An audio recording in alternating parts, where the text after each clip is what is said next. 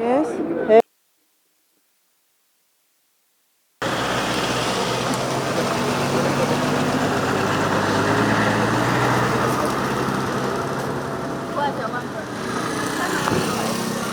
Anaye temugenda nnyo.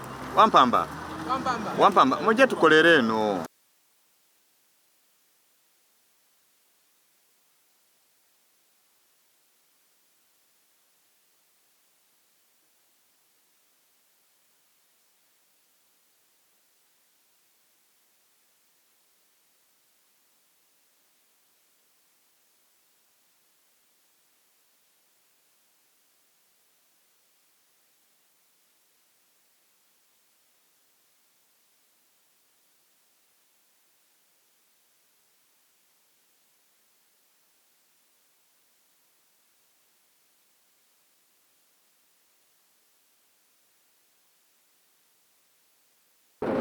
Mu Luzungu olumbadde mu Luganda.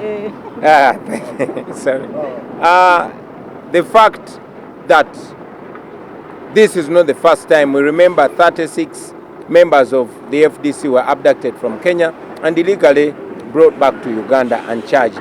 Now this has not happened to an ordinary person. It has happened to a very respectable opposition leader, Dr. Kizza Besigye.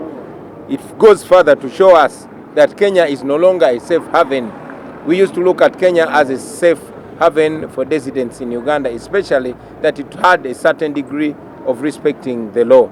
But now, if this is happening to even senior leaders, then nobody is safe. It should remind us to fight so hard to see that we bring back our country to the rule of law. The president of your country.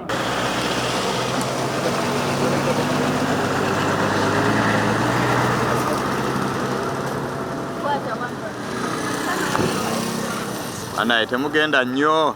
Wampamba. Wampamba mujje tukolere eno.